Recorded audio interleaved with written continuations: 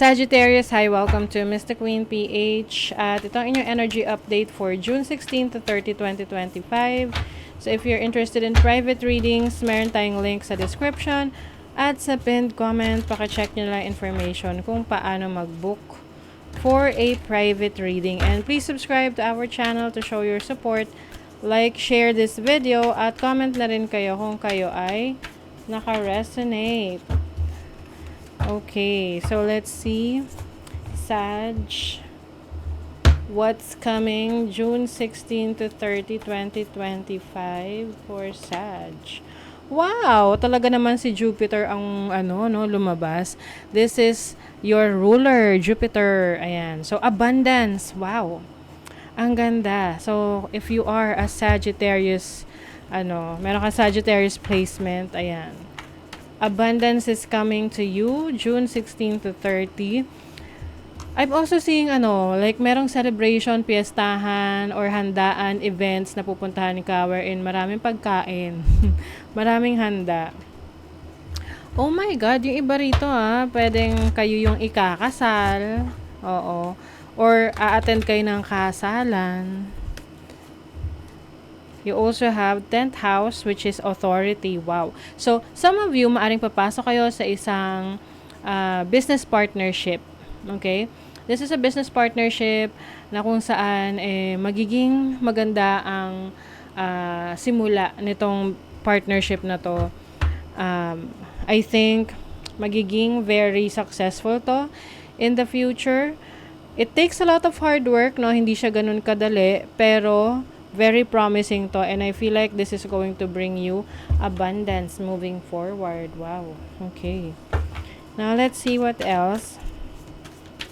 Overall energy ng mga Sagittarius.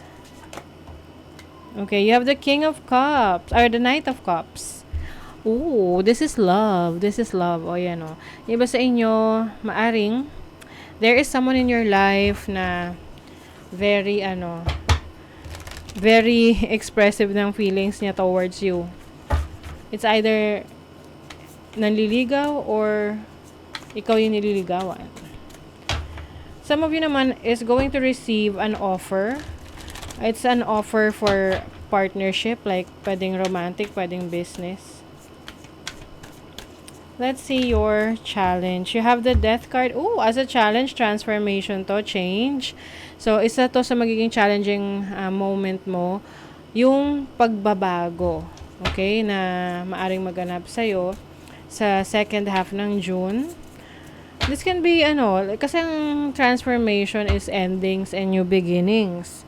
So, meron ditong 10th house. So, pwedeng may pagbabago pagdating sa trabaho, pwedeng merong ili-let go, tapos may susubukan ka na bago. Lalo na ngayon full moon in Sagittarius, 'di ba? So, full moon is about letting go, change. So, definitely, merong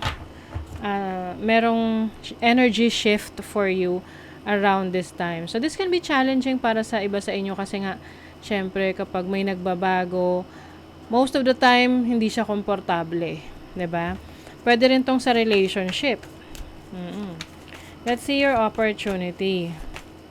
The Queen of Cups. You have the opportunity to be more calm, kalmado, oo. At faithful sa iyong kakayanan. Yung nagtitiwala ka sa sarili mo.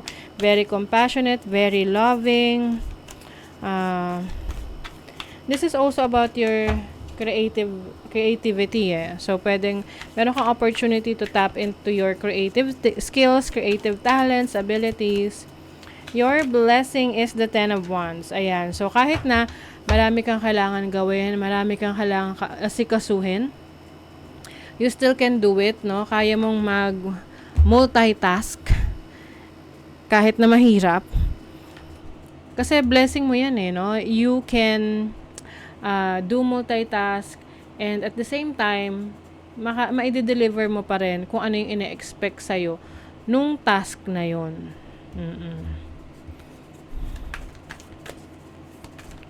And also, yung iba sa inyo sa trabaho, pwedeng meron kang i-assume na bagong posisyon, no? Sa trabaho, pwedeng merong merong promotion.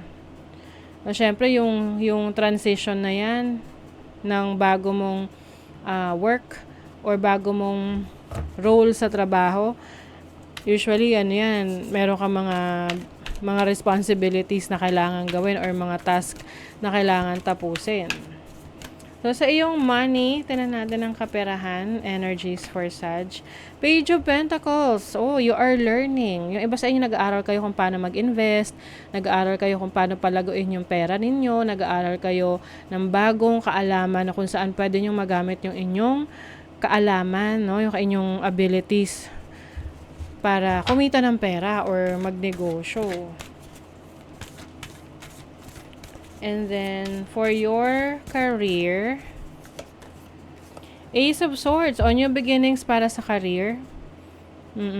This is also a new idea to make money. So, pwedeng you are going to start a business. Tapos maganda yung idea mo na yan. At magiging career mo na yan. Ang career naman kasi hindi lang yan sa pagiging empleyado. Pwede rin yan sa pagiging negosyante or self-employed.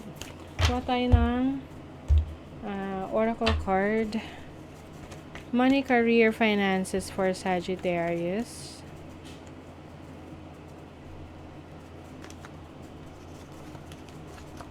Okay, maging maingat daw sa pag-handle ng finances mo.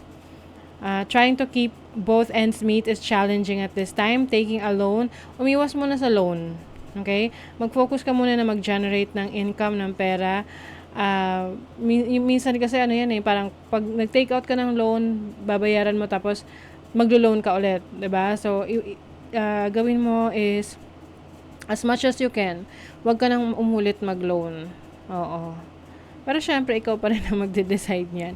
Oo, kasi you have to prepare for something. You have to parang kailangan mo i-disiplina na rin yung sarili mo kung paano mo i-handle yung pera mo, i-manage yung pera mo na kapag meron kang mga emergency or mga kailangan mo pagkagasto, sana wala sa pang-araw-araw mong expenses or budget, at least meron kang madudukot, no? Meron kang makukuha kasi pinaghandaan mo, meron kang ipon.